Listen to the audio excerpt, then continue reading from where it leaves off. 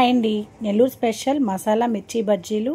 అందరికీ ఇష్టమైన ఈ మిర్చి బజ్జీలని ఇంట్లోనే ఎలా ఈజీగా చేయాలో, పైన క్రిస్పీగా లోపల సాఫ్ట్గా తినేటప్పుడు ఇంకో బజ్జీ కూడా తిందామా అనిపించేలా ఉంటుంది వీటి టేస్ట్. ఐఎమ్ షూర్ అండి, 100% చెప్పగలను. పిండిని ఇలా కలుపుకొని మనం బజ్జీలను వేసామంటే బయట స్ట్రీట్ సైడ్ లో దొరికే బజ్జీల టేస్ట్ కంటే కూడా ఇలా ఇంట్లో చేసుకున్నామంటే వీటి టేస్టే చాలా బాగుంటుందండి. Welcome back to Sunny and Mokshi vlogs అండి. నా ఛానల్ని ఫస్ట్ టైం చూస్తుంటే సబ్స్క్రైబ్ చేసుకుని పక్కనే ఉన్న బెల్ ఐకాన్ నొక్కేసేయండి. ముందుగా అయితే ఇక్కడ బజ్జీల కోసం అనేసి ఈ విధంగా మిర్చీలను తీసుకొని శుభ్రంగా కడిగేసి ఆరబెట్టేసుకోవాలండి. తడి అనేది ఎక్కడ కూడా ఉండకూడదండి. తడి ఉండటం వల్ల పిండి అనేది పట్టుకోదండి. మార్కెట్కి వెళ్ళినప్పుడు ఇలా ఈ బజ్జీలను చూసామంటే ముందుగా మనకి గుర్తొచ్చేది మిరపకాయ బజ్జీలేనండి. ఈసారి మీరు వెళ్ళినప్పుడు ఈ మిరపకాయ బజ్జీలను చూసారంటే తీసుకొచ్చి ఈ విధంగా నేను చేసిన ప్రాసెస్లో బజ్జీలను వేసి చూడండి. బజ్జీల కోసం బజ్జీ మిరపకాయలను తీసుకోవటం వల్ల ఘాట్ అనేది తక్కువగా ఉంటుందండి. లేట్ చేయకుండా ప్రాసెస్ ఏంటో చూద్దామండి. వెడల్పాటి గిన్నెను ఒకటి తీసుకునేసేయండి.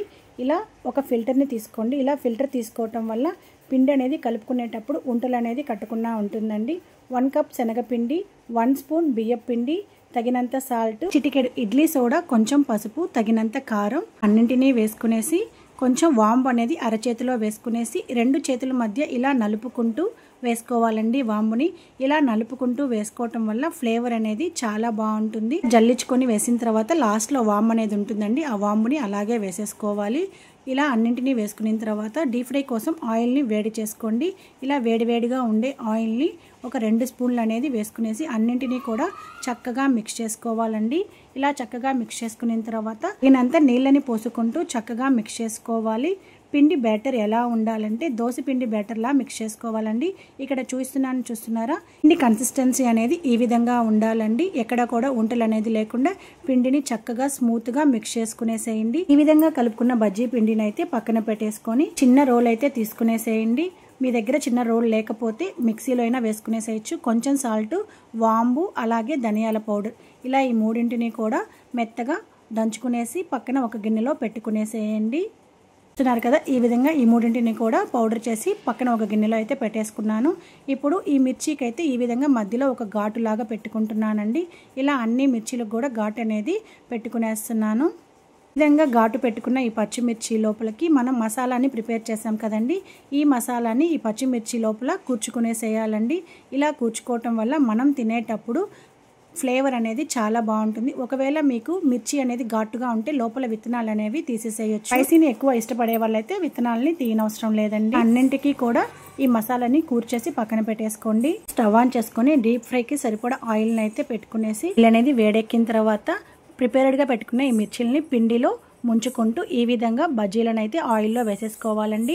ఇక్కడ గుర్తుపెట్టుకోవాల్సిన విషయం ఏంటంటే ఆయిల్ అనేది ఓవర్ హీట్ అనేది అవ్వకూడదండి. మీడియం హీట్లో ఉండేటప్పుడు ఈ విధంగా రెడీ చేసి పెట్టుకున్న మిర్చిలని పిండిలో మిక్స్ చేసుకుంటూ ఆయిల్లో వేసుకోవాలండి. ఆయిల్లో వేసేటప్పుడు జాగ్రత్త అండి. ఆయిల్లో వేసుకునేసిన తర్వాత ఫ్లేమ్ అనేది సిమ్లో పెట్టుకొని బజ్జీలని వేగనివ్వండి.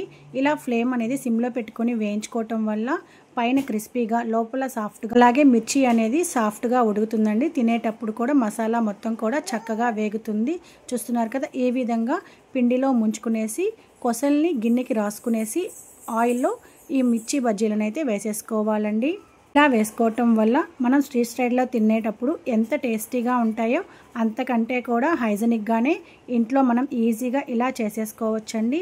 గోల్డెన్ కలర్ వచ్చేంత వరకు వేయించేసిన తర్వాత తీసేసి వేరొక ప్లేట్లోకి సర్వ్ చేసుకునేసేయండి.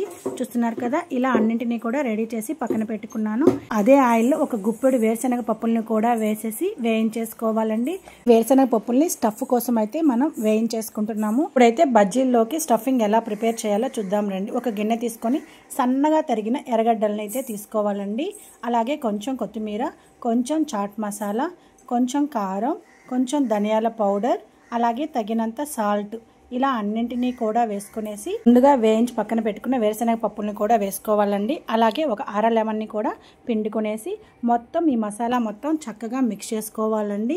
చూస్తున్నారు కదా, ఈ విధంగా మిక్స్ చేసుకోవటం వల్ల ఉప్పు కారం అనేది ఎర్రగడ్డలకి చక్కగా పడుతుంది. మనం ప్రిపేర్ చేసుకున్న ఈ స్టఫ్ను అయితే ఈ మిర్చిల్లో పెట్టుకునేస్తామండి. ఇప్పుడు ఒక్కొక్క మిర్చి అయితే ఈ విధంగా తీసుకునేసి కొంచెం చాకుతోటి ఘాట్ అయితే పెట్టేసి ఈ స్టఫ్ను అయితే ఈ మిర్చి లోపలికి ఈ విధంగా కూర్చుకోవాలండి. ఇప్పుడు పైన ఇంకొంచెం వేరుశనగ పప్పుల్ని అలాగే కొంచెం కొత్తిమీరని కూడా వేసుకునేసి ఇలా అన్నింటినీ కూడా ప్రిపేర్ చేసి పక్కన పెట్టేసుకోండి. మనం రెడీ చేసుకున్న మిర్చీలు అన్నింటికి కూడా ఈ స్టఫింగ్ అనేది కూర్చుకునేసి వేడివేడిగా మీ ఫ్యామిలీ మెంబర్స్కి నెల్లూరు స్పెషల్ మసాలా మిర్చి బజ్జీలను అయితే సర్వ్ చేసేసేయండి.